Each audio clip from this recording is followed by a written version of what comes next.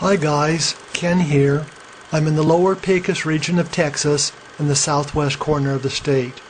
It's somewhat remote here, but this area has attracted people for over 11,000 years. Join me in the adventure to find out why. The area is like an immortal storyteller. Vast canyons were etched in limestone over 70 million years ago, after a time when warm, shallow seas covered the area. These canyons remember both human habitation and several geological and climatic changes. The area is bounded by three rivers, the Pecos to the west, the Devils to the east, and the Rio Grande to the south. The rivers probably attracted the area's earliest human inhabitants. Nearly 12,000 years ago, nomadic hunters entered the lower Pecos region. They enjoyed abundant food, including rabbit, mammoth, and bison. Herds of camels, horses, and elephants roamed the rich, fertile land. These people took shelter in the canyons. Although the area is drier than it was in prehistoric times, many of the same plants still grow here today. Melinda, a Rock Art Foundation guide, explains. This other plant is soto, and both of them have a bulb underneath that were harvested and put in bake ovens. They actually found remnants of it when they excavated the site we're going in, and they would bake them for several days and then eat them as they came out, kind of like an artichoke. You just sort of peel it back like an artichoke.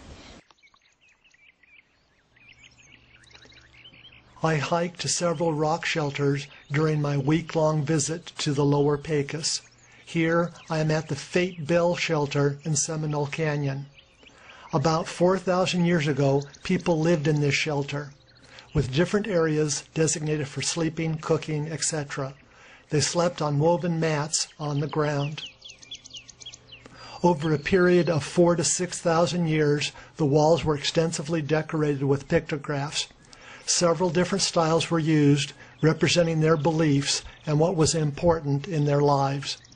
The oldest style, the Pecos River style, is the oldest religious art form in Texas and possibly the Americas. We can only imagine the preparations involved in production of major pictographs, some of which are over 30 feet across. In many shelters, designs were also carved into the rocks. This rectangle, for example, is exactly oriented northeast, south, and west. I wonder, how did they do that? Several grinding holes on this surface. They ground food, nuts, some of the paint pigments even in these. Some of the other shelters, they're as long as my arm. Very cylindrical too. It's amazing. And they, some of the early people that came out here actually found stone lids on. Sections of selected shelters were designated as restrooms. Yes, this is human poop, thousands of years old. Graffiti from recent historic times may also be seen in rock shelters. This is from the railroad construction era, circa 1884. Remnants of the roadbed for the Southern Pacific Railroad may also be seen. Constructed in 1882, it was abandoned in 1892. And here is their bake oven.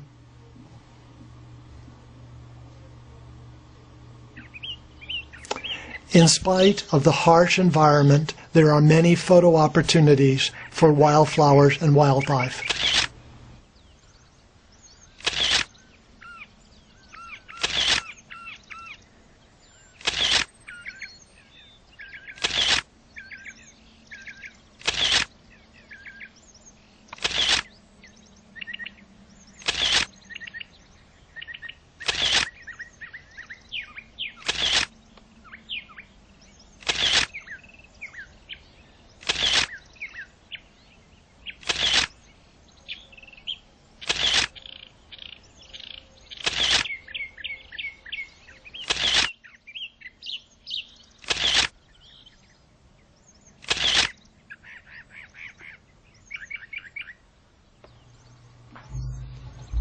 The lower Pecos region is our portal to the past. Preservation is a growing concern. Valuable sites are now threatened due to human activity. Some archaeologists believe that our children may be the last generation to see this rock art due to their rapid rate of deterioration. What happens to these ancient treasures depends on our decisions about the importance of preserving the past. We had no written language to give you word of our people, but we had art, primitive to you, historical to us, to tell you of our work.